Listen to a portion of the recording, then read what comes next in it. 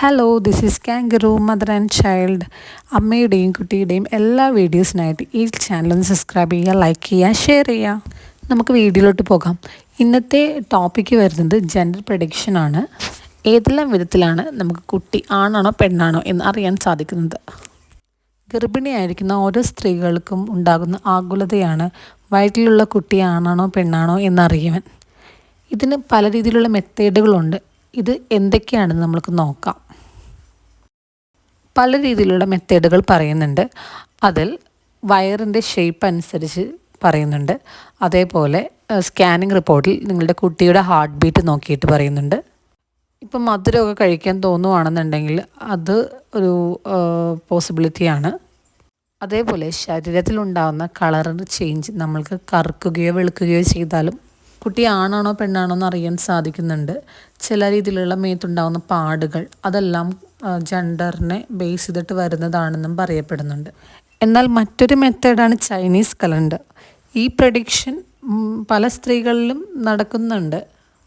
കുട്ടി ആണാണോ പെണ്ണാണോ എന്നറിയാനായിട്ട് ഈ പ്രഡിക്ഷൻസിലൂടെ ഒന്നും സാധിക്കുന്നില്ല. നിങ്ങൾക്ക് 5-ാം മാസത്തിൽ, അതായത് 18-22 ആഴ്ചയിൽ നടക്കുന്നൊരു സ്കാനുണ്ട്, അൾട്രാസൗണ്ട് സ്കാൻ. ആ സ്കാനിങ്ങിലൂടെ ഇതറിയാൻ സാധിക്കുന്നുണ്ട്. പക്ഷേ നമ്മുടെ ഇന്ത്യൻ നിയമപ്രകാരം നമ്മൾക്ക് ഇവിടെ ജെൻഡർ റിലീവ് പാടില്ല എന്നുണ്ട്. അതുകൊണ്ട് നമ്മൾക്ക് ഇതൊന്നും നേരത്തെ അറിയാൻ സാധിക്കുന്നില്ല. എന്നാൽ മറ്റു ചിലർ ചോദിക്കുന്നൊരു കാര്യമാണ്, സ്കാനിങ് റിപ്പോർട്ടിൽ കുട്ടിയുടെ ഹാർട്ട് ബീറ്റ് 140-ൽ കൂടുതലാണെങ്കിൽ പെൺകുട്ടിയാണെന്നും 140-ൽ താഴെയാണെങ്കിൽ ആൺകുട്ടിയാണെന്നും, അതുപോലെ മറ്റുള്ള പാരാമീറ്റേഴ്സ് വെച്ചിട്ടും കുട്ടി ആണാണോ പെണ്ണാണോ എന്ന് പ്രഡിക്റ്റ് ചെയ്യുന്ന ആൾക്കാരുണ്ട്. എന്നാൽ നിങ്ങളുടെ ആദ്യത്തെ സ്കാനിൽ കുട്ടിയുടെ ഹാർട്ട് ബീറ്റ് 140-ൽ കൂടുതലും പിന്നീടുള്ള സ്കാനിൽ 140-ൽ താഴെയും കാണിക്കുന്നുണ്ടെങ്കിൽ നിങ്ങൾക്ക് ഈ പ്രഡിക്ഷൻസ് ഒന്നും പോസിബിൾ അല്ല. ഇത് മാത്രമല്ലാതെ പ്ലാസൻ്റയുടെ പൊസിഷൻ, അതേപോലെ നെയ്സൽ ബോണ്ട് ഷേപ്പ് അനുസരിച്ചെല്ലാം ആളുകൾ പ്രഡിക്റ്റ് ചെയ്യുന്നുണ്ട്.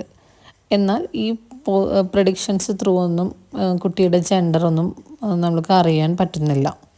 ജെൻഡർ അറിയുവാൻ സാധിക്കുന്നത് നമ്മളെ സ്കാനിങ് ചെയ്യുന്ന ഡോക്ടറിന് മാത്രമാണ്. അത് നമ്മളുടെ ഇന്ത്യൻ ലോ പ്രകാരം നമ്മൾക്കിവിടെ ജെൻഡർ റിലീവ് പോസിബിൾ അല്ല. എന്നാൽ പ്രഗ്നൻസിയുടെ ഈ കാലഘട്ടത്തിൽ ഗർഭിണിയായ ഒരു സ്ത്രീക്ക് ഇതെല്ലാം നോക്കി അറിയുവാനായിട്ടുള്ള ക്യൂരിയോസിറ്റി വളരെ കൂടുതലാണ്.